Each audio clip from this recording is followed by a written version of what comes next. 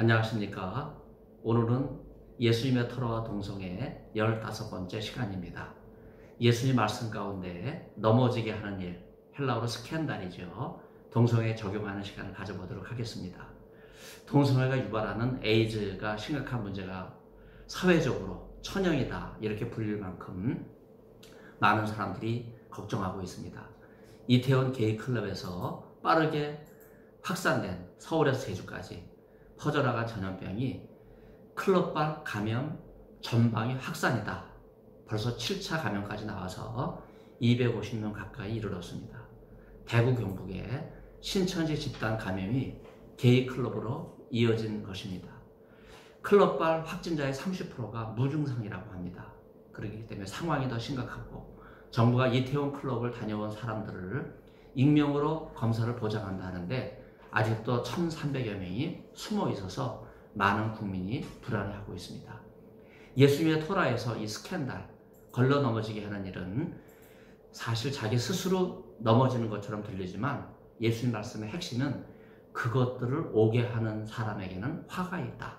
이런 말씀으로 초점이 다른 사람에게 있습니다. 다시 말해서 소자를 넘어지게 하는 일을 해서는 안 된다 하는 것이 예수님 말씀의 핵심입니다. 그래서 예수님께서는 소자 하나를 넘어지게 하면 그 사람에게는 화가 있을 것이다 이렇게 말씀하시면서 차라리 연자 맷돌을 그 목에 메고 바다에 던지는 것이 낫다 하는 이런 말씀을 하고 계십니다. 헬라어로 스캔달이라고 말씀을 드렸는데 예수 말씀 복음서 Q 7장 23절에 의하면 나 때문에 넘어지지 않는 사람은 복이 있다 이런 말씀이 또 나오죠. 이 말씀은 우리가 깊이 새겨야 될 말씀입니다. 내가 잘못된 생각으로 다른 사람에게 죄를 뒤집어 씌우는 이런 일, 특별히 소자를 어지럽게 하는 이런 일을 하지 않는다면 바로 그것이 복된 일이라 하는 그런 말씀입니다.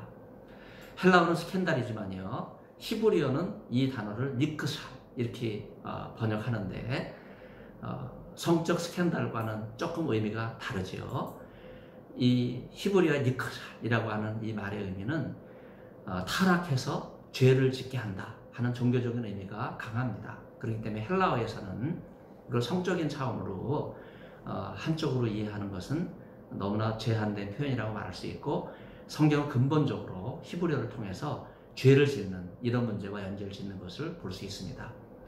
이 니크샬과 유사한 내용을 포함하고 있지만 전혀 다른 단어가 미트숄이라고 하는 단어인데 장애물이라고 하는 뜻입니다. 바로 오늘 예수님 말씀 가운데 걸려 넘어지게 하는 사람이나 실족하는 사람을 가리키는 그런 표현에 더 가깝다고 말할 수 있겠습니다.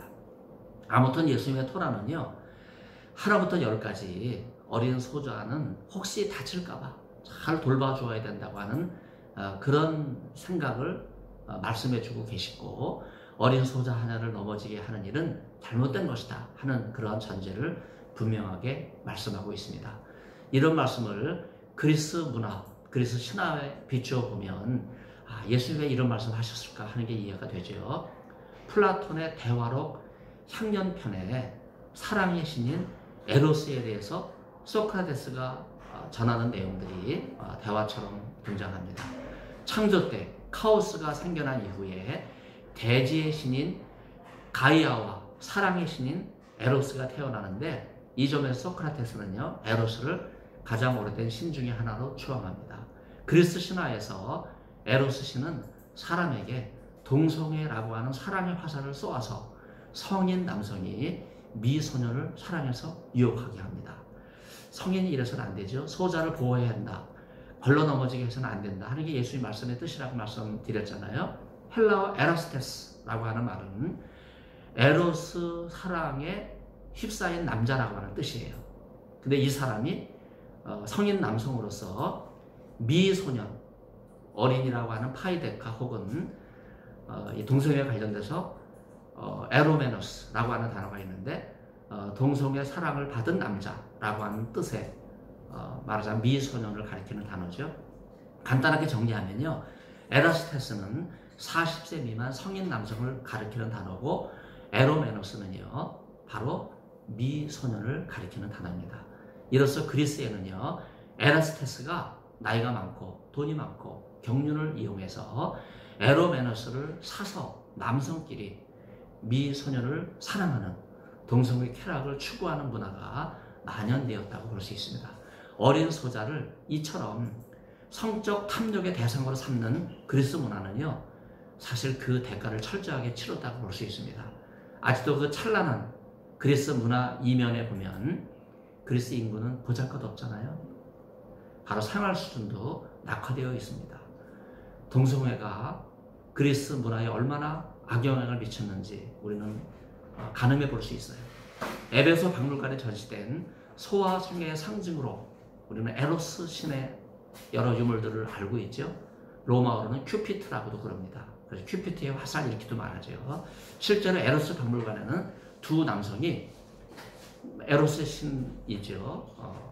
좀 나이가 많은 성인 남성이 나이가 어린 미소년을 사랑하는 그런 모습인데, 놀랍게도 여러분 참 이게 공적인 강의에서 표현하기 어렵지만요, 남성의 발기된 성기를 들고 동성애를 부추기는 그런 거를 또 강조하기 위해서 끈으로 매달아 놨어요.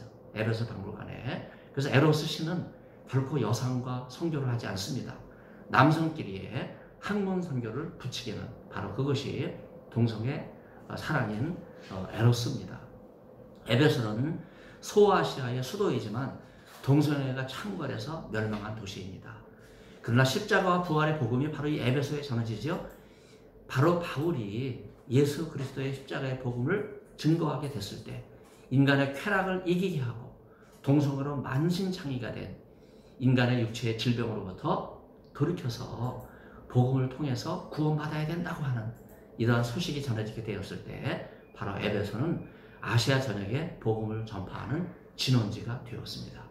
고대로부터 소와 성애를 통한 소자들을 넘어지게 하는 일들이 너무나 많았어요.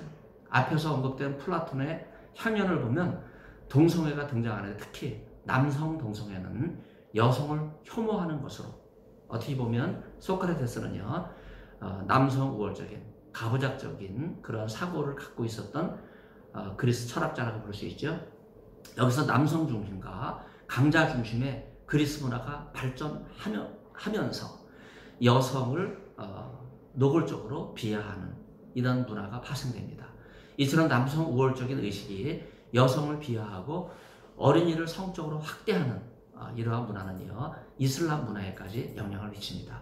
이슬람권에서 종종 명예살인이나 미성년과 혼례를 올리는 일이 밝은 이 21세기에서도 여성의 시대에서도 계속되고 있는 이 비극을 우리는 생각해 봐야 됩니다. 소자는 히브리어로 카탄이라고 하는 단어입니다. 카탄은 아직 학교에 가지 않는 어린 제자라고 하는 뜻이 있어요. 유대인은 놀랍게도 학교에 가지 않은 이 어린 제자를 잘 돌봐주고 그 미래를 생각하면서 잘 관리할 정도로 탈무드 교육이 어린 소자에 대한 관심이 많았잖아요. 향후 크게 성장할 어린 제자를 소자로 생각해서 미리부터 정해놓고 양육하는 유대인의 교육은 소자를 결코 실족시켜서는 안 된다 하는 이런 예수 말씀을 생각해 볼 때 예수님은 그리스 이 동성애 문화와는 근본적으로 다른 말씀을 하시는구나 하는 생각을 하게 됩니다. 예수님의 토라는요, 걸려 넘어지게 하는 일들이나 그것들을 오게 하는 사람이라고 하는 표현에서 복수의 죄들을 이야기합니다. 우리말에는 이 복수라는 표현이 잘 드러나지 않지만 소자에게 악한 행동을 한두 번 하는 게 아니라 지속적으로 한다고 하는 그 의미를 예수님이 말씀하고 계세요. 이런 예수님의 말씀은 한두 번의 죄로 그치지 않고 반복적으로 저질러지는 동성애 죄악을 일컫는 거예요. 왜 그렇습니까? 동성애는 인간의 쾌락을 근본으로 하기 때문에 인간이 쉽게 이 욕망을 잃어버리지 못해요. 그래서 이 동성애에 한번 사로잡히게 되면 점점 영계나 미소년을 사랑하는, 그래서 인간의 탐욕이 동성애 욕망에 끊임없이 소자를 넘어뜨리게 하는 그런 근본적인 죄라고 하는 것을 우리는 생각해 볼 수가 있습니다. 곡식을 빻거나 포도나 올리브 열매를 찢는 도구가 연자 맷돌인데 한국의 맷돌보다 규모가 커서 두 결의의 소가 양쪽에서 거대한 돌을 끄는 이런 그림을 우리가 제가 보여드리면 좋은데 아직 기술이 딸려가지고 여러분에게 편집을 못해 죄송합니다. 실제로 연자맷돌, 그 거대한 연자맷돌이지요. 그 목에 걸고 바다에 빠진 동성애자, 성인이 역사상에는 한 명도 없었습니다. 그 이유는 다 동성애가 성인 남성이 미성년을 은밀하게 범했기 때문이죠. 폐쇄된 공간에서 분명히 예수님의 토라는 과정법을 통해 기발한 교훈을 하시려고 하는 의도가 있다고 생각해 볼 수 있습니다. 소자를 실족하는 일에 대해서 아무도 책임을 지지 않는 일이 일상화돼서 고대로부터 인간 사회는 항상 강자가 자리를 잡고 약자는 사회의 그늘 뒤편에서 밀려나는, 그래서 은밀한 곳에서 당하고만 있는, 그래서 성적 놀이개가 되는 이런 현실을 우리는 비추어서 생각해 봐야 됩니다. 기생충이라고 하는 영화가 오스카상 아카데미상에서 4개 부문 상을 받게 되기 때문에 사실은 영화에 관심이 없는 저도 그 영화가 어떤 건지 관심을 가졌지만 보지는 못했습니다. 제가 영화평을 보니까 이 사회에서 항상 소외되고 넘어지는 일을 되풀이하던 사람이 돌연히 부유층과 특권층을 향해서 복수를 하는 그런 내용이라고 합니다. 흔히 좌파가 우파를 향해서 플로레타리아 혁명을 시도한 것이라고 평가해 볼 수 있어요. 근데 놀라운 거는요, 이 영화가 속임수에 능한 주인공이 재학 증명서를 위조하고 과외 교사로 취직해서 주인을 속이고 그 집에 기생충처럼 살다가 마침내 칼부림으로 자본주의와 부자에 대한 증오를 보이면서 가난한 자가 지니고 있는 위선과 거짓과 사기와 속임수를 미화하는 내용이 우리 사회에 일그러진 그러한 내용을 보여주는 것이라고 합니다.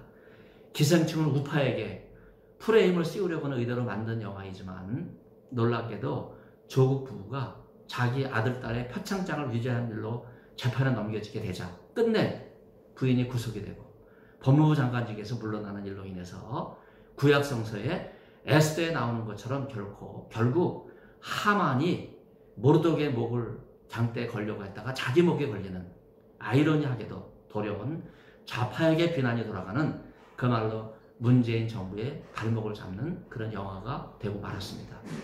위안부 이용수 할머니를 30년간 이용한 윤미향도 마찬가지라고 생각합니다.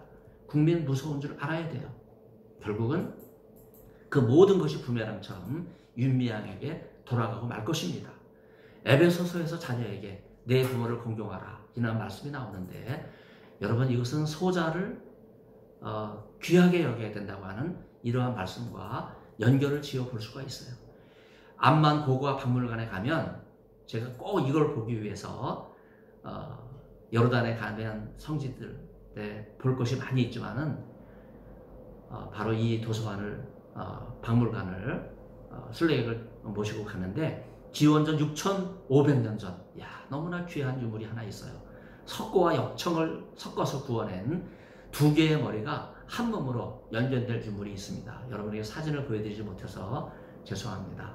한 몸 된 부부 같기도 하고, 아니면 부자일까? 오늘의 주제와 연결을 지어보면, 그래서 신화에 나오는 성인 남성인 에라스테스와 미소년인 에로메너스 사이에 동성애를 표현한 것이 아닌가 하는 그런 생각이 자꾸 머물러요.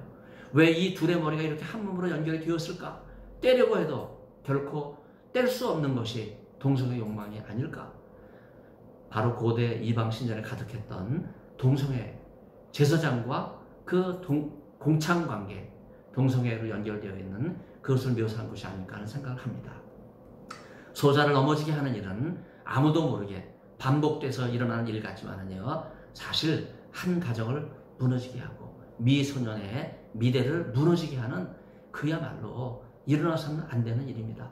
소자가 넘어지게 하는 일은 가정이 무너지고 그 미소년의 장래가 무너지는 일이기 때문에 마치 가인이 아벨을 돌로 쳐 죽인 것처럼 하나님께서는 그 땅에 흐르는 피를 결코 외면하지 않으십니다. 불행이 반복되어 결코 그 저주의 사슬에서 아무도 헤어나올 수 없는 그러한 비극이 바로 이 동성애와 관련돼서 끊임없이 일어나고 있습니다. 하나님께서는 이것을 반드시 용납하지 않으세요.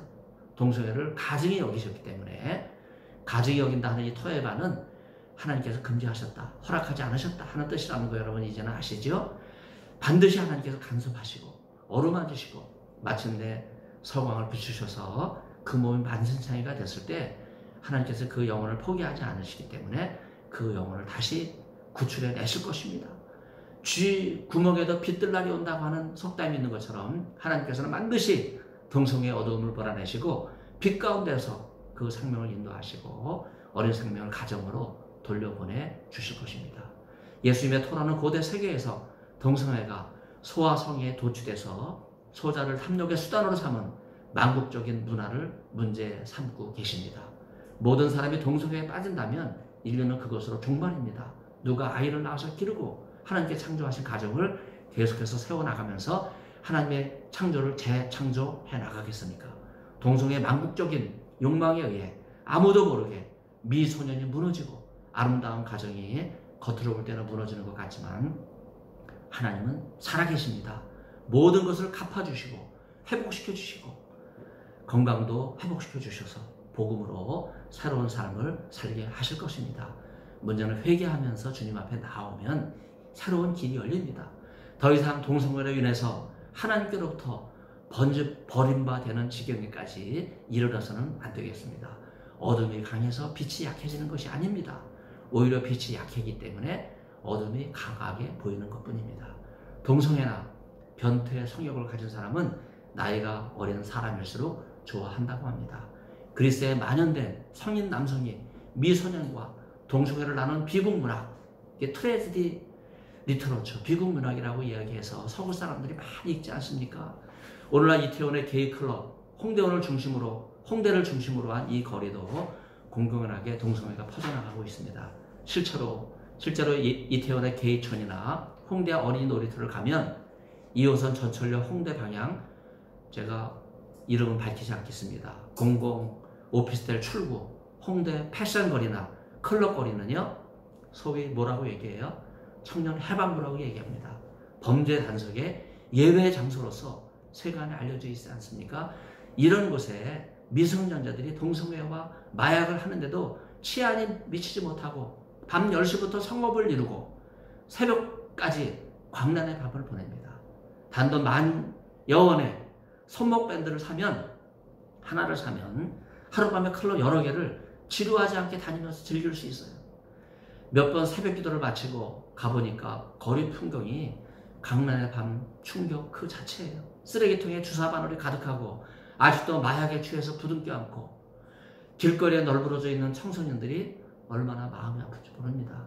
문재인 정부가 에이즈 예방법을 개정하려고 하는데 저는 간곡하게 부탁을 드립니다. 동성애를 인권으로 미화하는 것도 문제지만 의학적 근거를 무시한 채 에이즈 예방법을 개정하는 것은 있을 수 없는 일입니다. 안타까운 것은 신앙과 복음으로 동성애와 에이즈를 경계해야 할 신학교 교수들과 신학생들이 이런 일에 동조한다고 하는 것은 이거는 만국적인 현상입니다. 기도해야 되겠습니다.